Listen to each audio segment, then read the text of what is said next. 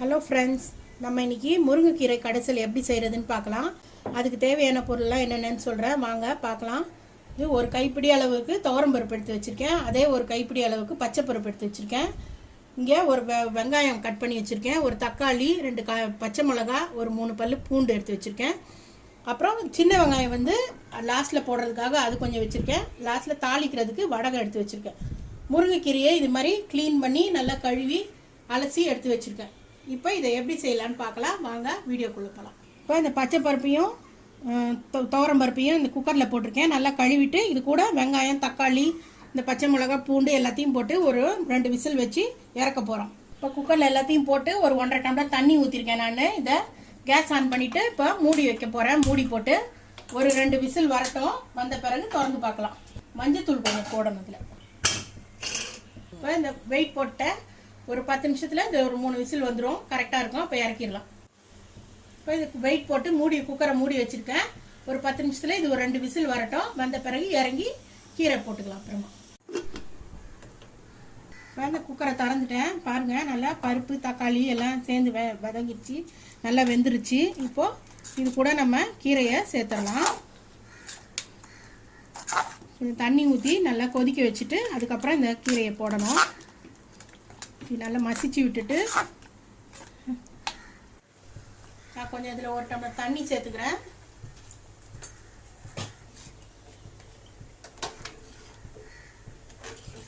இப்போ இது நல்லா கொதிக்கட்டும்.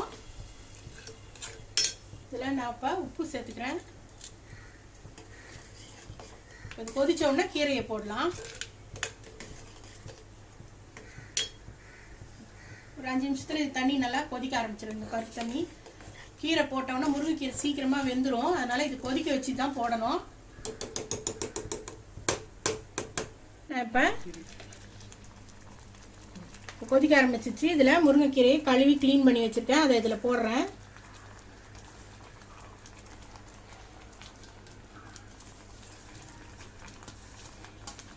இது கூடவே நான் சின்ன வெங்காயம் 2 எடுத்து வச்சுருந்தேன்ல, அதை தட்டி போட்டிருக்கேன். சும்மா 2 ஒன்று மிதமாக தட்டிட்டு அந்த பூண்டையும் இதையும் இதோட சேர்க்குறேன்.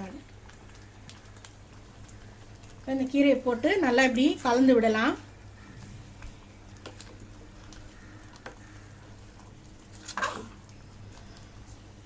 ஒரு 5 நிமிஷம் தான் போதும். முருங்கைக்கீரை சீக்கிரம் வெந்துடும். ரொம்ப நேரம் வேக விடக்கூடாது. முருங்கைக்கீரையை நல்லா கலந்து விட்டுருக்கேன். இப்போது ஒரு 5 நிமிஷம் இது நல்லா கொதிக்கட்டும். மொத்தமாக எல்லாம் சேர்ந்து வெந்த பிறகு தாளித்து கொட்டிடலாம். இப்போ இது நல்லா வேகட்டும். அவ்வளோதான், இது நல்லா வெந்துருச்சு பாருங்கள். ஒரு 5 நிமிஷத்தில் எல்லாம் கீரையும் நல்லா கலர் மாறாமல் அப்படியே பச்சை கலராக இருக்குது. இப்போ இதை இறக்கிட்டு தாளித்து கொட்டிடலாம். இதை நான் இறக்கிடுறேன். அங்கே இந்த குக்கரை கீழே இறக்கியிருக்கேன். இந்த மத்து வச்சு நான் இப்போ கொஞ்சம் நல்லா சேர்ந்த மாதிரி கடைஞ்சி விடுறேன் கீரையை.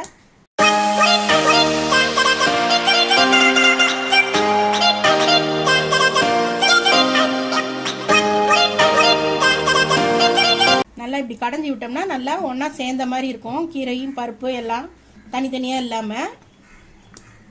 இப்போ இது கடைஞ்சோம்னா எப்படி நல்லா சேர்ந்த மாதிரி இருக்குது பாருங்கள் கீரை. அதுதான் இந்த மத்தில் போட்டு கடையிறது. அடுப்பில் தாளித்து கொட்டுறதுக்கு ஒரு தாளிக்கிற கரண்டி வச்சுருக்கேன். இதுக்கு இந்த கரண்டியில் ஒரு 3 ஸ்பூன் எண்ணெய் ஊற்றுறேன். கடுகு போடுறேன். அது கூடயே இந்த வடகம் எடுத்து வச்சுருந்தேன், தாளிக்கிறதுக்கு காமிச்சிருந்தேன், அதை போடுறேன். அப்புறம் ஒரு காஞ்ச மிளகாய் இது மாதிரி உடச்சி உள்ளே சேர்த்துக்கிறேன். இதெல்லாம் நல்லா பொரியட்டும்.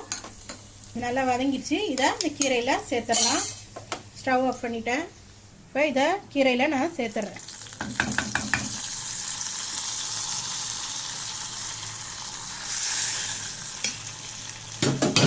போட்டு இதை நல்லா இப்படி கலந்து விட்டுறலாம். வடகம் தாளித்து கொட்டிருக்கிறேன்னா நல்லா வாசனையாக இருக்கும். அவ்வளோதான், இந்த கீரை கடையல் ரெடி ஆகிடுச்சு. இந்த முருங்கைக்கீரை கடையிறதுக்கு சில பேர் வெறும் பச்சை பருப்பு மட்டும் போடுவாங்க. நான் துவரம் பருப்பு கொஞ்சம் பச்சை பருப்பு 2ஐயும் போட்டிருக்கேன். சேர்த்து போட்டனால டேஸ்ட் ரொம்ப சூப்பராக இருக்கும். நீங்களும் செஞ்சு பாருங்கள். டேஸ்ட் எப்படி இருக்குன்னு சொல்லுங்கள். உங்கள் கமெண்ட்ஸை கமெண்ட் பாக்ஸில் போடுங்க. இது வரைக்கும் நம்ம சேனலை சப்ஸ்கிரைப் பண்ணாதவங்க சப்ஸ்கிரைப் பண்ணிவிடுங்க. பக்கத்தில் இருக்க பெல் ஐக்கானையும் கிளிக் பண்ணிவிடுங்க. தேங்க்யூ.